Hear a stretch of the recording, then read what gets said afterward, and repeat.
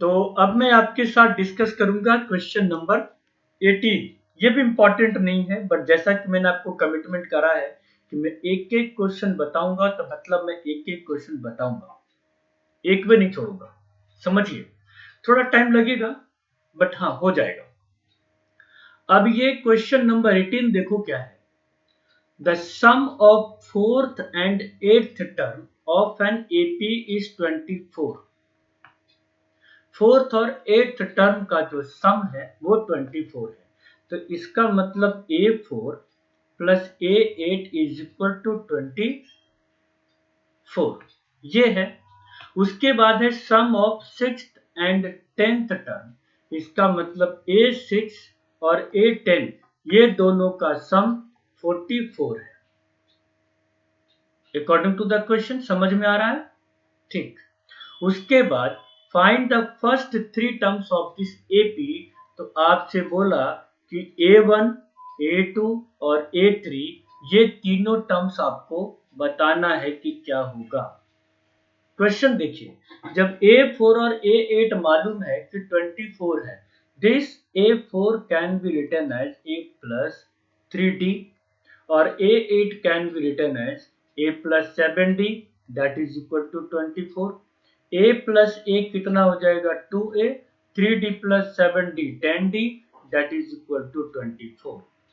थोड़ा सा इसको और इजी करने के लिए हम यहाँ पे 2 कॉमन ले लेते हैं, तो हो जाएगा A plus 5D is equal to 24। तो A plus 5D is equal to 12। ये हो गया इक्वेशन फर्स्ट, एक तो ये हो गया। अब उसके बाद इसको देखो, A6, this A6 can be written as A plus 5D, A10 can be written as A plus 9D is equal to 44। A plus A हो जाएगा 2A, 5D plus 9D 14D is equal to 44। Again 2 यहाँ पे common लेंगे, तो A plus 7D। अब जो A plus 7D है that is equal to 44। It means A plus 7D is equal to 22। ये हो गया इक्वेशन सेकेंड। अब क्या करेंगे, अब हमारे पास इक्वेशन फर्स्ट भी आ गया और इक्वेशन सेकंड भी आ गया। तो यहाँ पे लिख सकते हैं, sir from equation first and second. तो ये हो जाएगा A plus 7D is equal to 22 और A plus 5D is equal to 12। दोनों का सबका साइन चेंज करो, A और A cancel, 7D minus 5D 2D, 22 minus 12 10, तो D is equal to 5। D की वैल्यू तो आ गई, हाँ सर आ गया। अब उसके बाद इस D की वैल्यू किसी भी इक्वेशन में पुट करके A निकाल लो। तो क्या करेंगे हम लोग, लिख सकते हैं put D in equation first. Equation first में जब हम पुट करेंगे तो ये हो जाएगा A plus 5D is equal to 12 और A हमें निकालना है, तो A plus 5D, 5 into 5 that is equal to 12। तो ये हो जाएगा A plus 25 is equal to 12, क्योंकि D की वैल्यू कितनी आई है, 5 आई है ना। तो A इक्वल टू 25 उधर जाएगा, तो ये हो जाएगा -13। A की वैल्यू कितनी आ गई, -13। अब आपको निकालना है क्या, A1 निकालना है, A2 निकालना है और A3 निकालना है। तो A1 तो -13 आ गया, A2 होता है A plus D, A plus D तो -13, और D की वैल्यू कितना गिवन है, यहाँ पर कितना निकाला अभी हमने, 5 निकाला है। अब जब 5 निकाला है तो यहाँ पर -13 प्लस 5, तो ये हो जाएगा -8।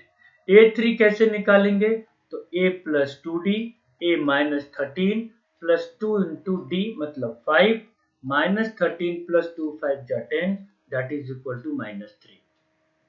तब लिखेंगे सो एपीज आर क्या, एक तो -13, दूसरा टर्म -8 और तीसरा टर्म -3। ये लीजिए, इस तरीके से आप इस क्वेश्चन को सॉल्व कर सकते हैं। एक बात और बताएं, ये सब जो वीडियोस आप पढ़ रहे हैं, ये सब जो क्वेश्चंस आप पढ़ रहे हैं, ये सब जो वीडियोस आप देख रहे हैं, ये सब रिकॉर्डेड है, करेक्ट? अगर आप चाहते हैं कि नहीं सर मैं आपसे, मुझे पढ़ने में अच्छा लग रहा है और आप एक एक क्वेश्चन समझाते हैं, एक एक बुक का सॉल्यूशन समझाते हैं, तो आप 9650181890 इस नंबर पे आप कॉल कर सकते हैं फॉर 2 वे क्लास के लिए। हम लोग 100% ऑनलाइन क्लास लेते हैं और 2 वे क्लास लेते हैं ऑन जूम। जूम पे हम लोग क्लास लेते हैं। अगर आप ऐसा इंटरैक्टिव सेशन आप चाहते हैं कि जिसमें सर मैं आपके सामने बैठूं और पूरा लाइव इंटरेक्शन हो, लाइव क्लास हो, मैं आपसे डायरेक्टली डाउट पूछ सकता हूं या पूछ सकती हूं, आप हर महीने टेस्ट आप लीजिए, उस टेस्ट में हमारा क्या परफॉर्मेंस है, अगर इस तरीके की आपकी रिक्वायरमेंट है तो आप इस नंबर पे कांटेक्ट कर सकते हैं। ठीक है? तो अभी जो हमने डिस्कस किया आपके साथ वो था क्वेश्चन नंबर 18। इसमें 2 क्वेश्चन और है, वो भी हम डिस्कस करेंगे नेक्स्ट वीडियो में। Thank you.